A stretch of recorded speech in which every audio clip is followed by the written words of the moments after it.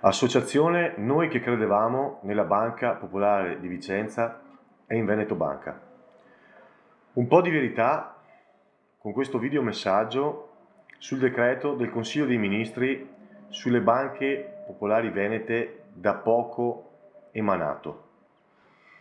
Con questo decreto si svuotano due banche in difficoltà, Popolare di Vicenza e Veneto Banca, di tutto il capitale e l'attivo ancora presente, impedendo ai cittadini risparmiatori che stavano facendo loro causa di vedersi restituito il maltolto.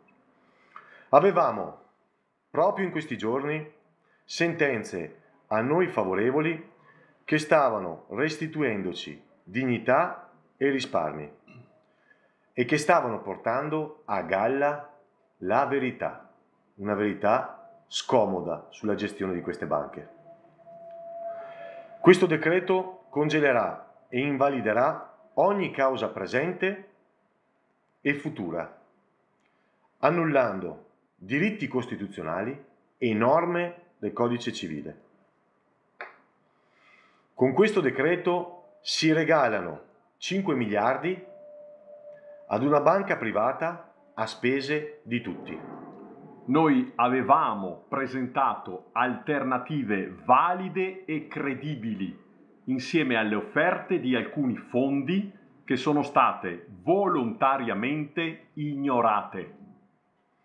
Per questo motivo, venerdì 30 giugno, a Vicenza alle ore 20, in Piazza dei Signori, noi e altre associazioni, Coordinamento Don Torta, Casa del Consumatori ed altri, abbiamo organizzato una manifestazione dal titolo Crimine Popolari Venete.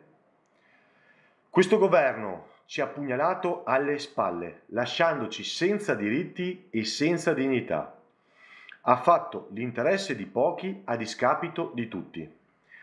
Chiediamo al governo, quindi, immediata sospensione del decreto e un incontro.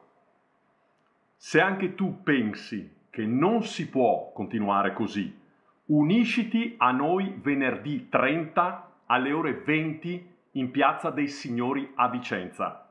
Per noi, per te, per il nostro futuro, perché questa volta hanno toccato la fiducia dei risparmiatori. E che cosa faranno la prossima volta?